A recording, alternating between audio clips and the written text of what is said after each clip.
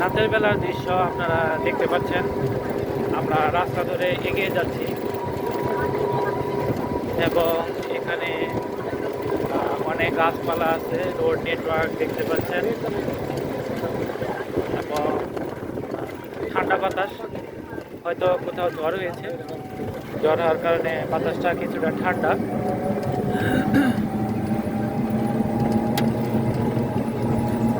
এবং যেহেতু এখানে লাইটিং কম এবং গ্রামীণ এলাকা, ফলে ইলেকট্রিসিটি সব জায়গায় সেভাবে নেই, ফলে এখানে যে ভেহিকলসগুলি চলতেছে ট্রান্সপোর্টের কারণে, যেসব অটো, রিক্সা অথবা ভ্যান গাড়ি চলে, সেটার আলোতেই রাস্তা আলোকিত থাকে এবং ছোট ছোট কিছু ট্রাক দেখা যাচ্ছে।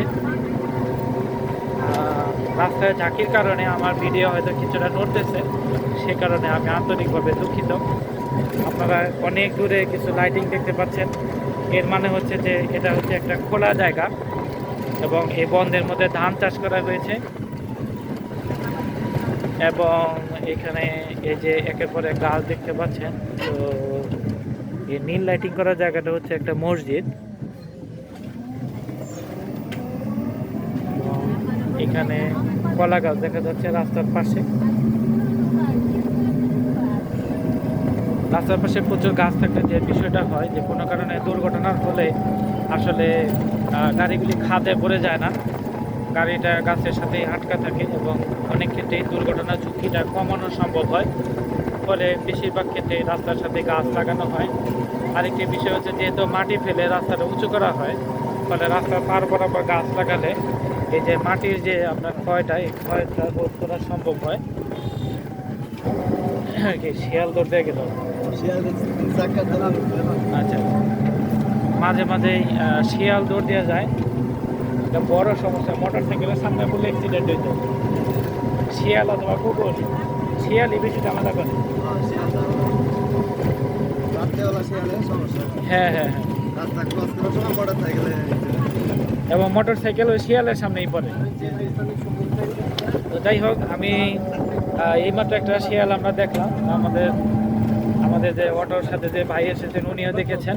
আসলে ঘটনা হয়েছে, উনি অটো চালাইতেছেন, ওনার চোখ রাস্তার উপর, আমি ভিডিও করতেছি, আমার চোখ রাস্তার উপর, যে কারণে দুইজনের চোখেই পড়ছে বিষয়টা। তো যাই হোক, ভিডিওতে হয়তো আনা সম্ভব হয় নাই, কিন্তু আসতেও পারে, পরে চেক করে দেখতে হবে। আমি এখনো চেক করে বলতে পারতেছি না ভিডিওতে আসছে কিনা। এটা পরে যখন কম্পিউটারে নেওয়া হবে তখন হয়তো আমরা বুঝতে পারবো।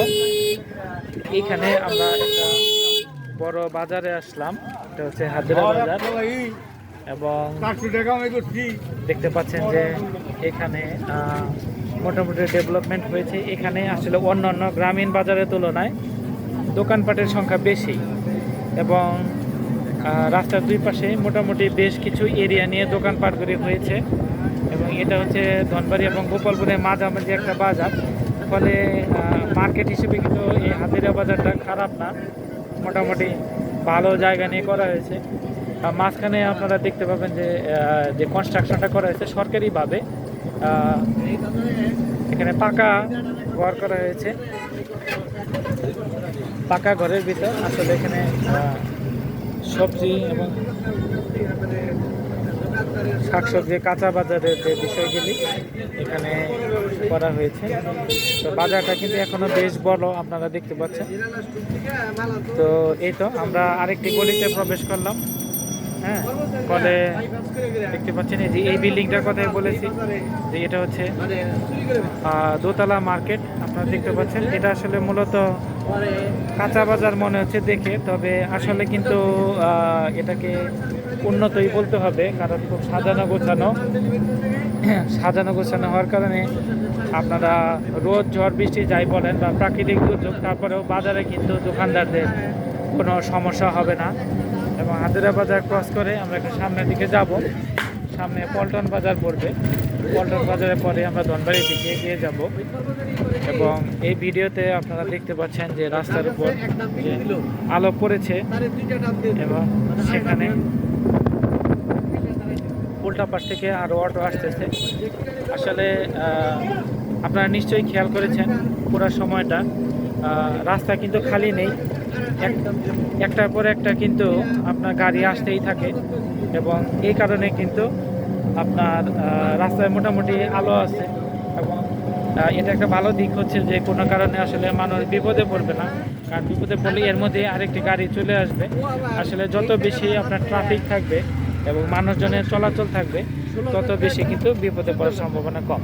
পাশে এই যে নার্সারির ব্যাগ দেখতে পাচ্ছেন, এখানে পলি ব্যাগগুলিতে কোনো একটা নার্সারি করা হয়েছিল, এবং দূরে অনেক লাইটিং দেখা যাচ্ছে। এটা হচ্ছে আবার সিগনাল যে দূরে একটা বন্ধ আছে। মূলত ধান চাষ করা হয়, এবং ধান চাষ হওয়ার কারণে যত দূর চোখ যায় খোলা, এবং এই খোলা হওয়ার কারণে এখান থেকে এই যে যাদের ঘর বাড়ি আছে পাশে, তারা কিন্তু একটা সুন্দর প্রাকৃতিক একটা বাতাস পায়, ন্যাচারাল বাতাস। ফলে এখানকার বাতাসটা কিন্তু ভালো। শহরে কিন্তু এরকম খোলা জায়গা বা এরকম মনোমুগ্ধকর একটা পরিষ্কার নির্মল বাতাস কিন্তু পাওয়া যায় না। এখানে রাস্তার দুপাশে দেখুন অসংখ্য সুপারি গাছ, এবং সুপারি গাছের কারণে রাস্তাটা অন্যরকম দেখা যাচ্ছে। মনে হচ্ছে যে দুই পাশে গ্রিক স্থাপনার কলামের মতো। আসলে সব কিছুই কোনো না কোনো স্থাপনার সাথে মিল রেখে করা। যেহেতু আমি স্থাপত্য বিষয়ের ছাত্র ছিলাম, ফলে আমার যে কোনো স্থাপনা দেখলে মনে হয় আসলে এগুলি ইন্সপায়ারেশন, বা যেখান থেকে ধরেন যে আইডিয়াগুলি নেওয়া হয়েছে সব প্রকৃতি থেকেই নেওয়া এবং এটারই কপি করা। এখানে এই যে খড়ের গাদাগুলি দেখতে পাচ্ছেন এই রাস্তার পাশে, খড়ের গাদাগুলি এগুলি আসলে সাধারণত মানুষজন যে গরু পালন করে সেটার জন্য খাবার হিসেবে সারা বছরের স্টক এখানে নেওয়া হয়। হ্যাঁ, এবং এই রাস্তা দিয়ে আমরা এগিয়ে যাচ্ছি। দুই পাশে কিন্তু বাড়ি ঘর আছে, কিন্তু যেহেতু ইলেকট্রিসিটি নাই সে কারণে আসলে অন্ধকার দেখা যাচ্ছে, কিন্তু বাড়ি ঘরগুলি আপনারা দেখতে পাচ্ছেন। আর আজকে আবহাওয়া ভালো হওয়ার কারণে বাইরে কেউ নেই, সবাই ঘরের ভিতর।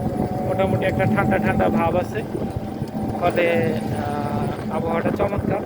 আশা করি সবার ঘুম ভালো হবে। এবং আপনারা দেখতেই পাচ্ছেন যে এই রাস্তা ধরে আমরা সামনের দিকে দিয়ে এগিয়ে যাচ্ছি।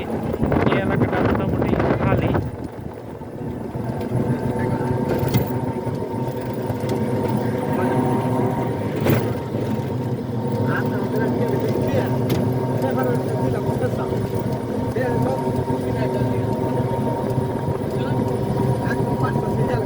এই রাস্তা নিয়ে একটা গান মনে পড়লো, সেটা হচ্ছে পুরোনো দিনের একটা গান, রোমান্টিক গান। এটা আমি প্রথম শুনেছিলাম হেমন্ত মুখোপাধ্যায়ের একটা এই পথ যদি না শেষ হয়। এটা হচ্ছে গানের লিরিক্স। এই পথ যদি না শেষ হয় তবে কেমন হতো তুমি বলো তো, যদি পৃথিবীটা স্বপ্নের দেশ হয় তবে কেমন হতো তুমি বলো তো।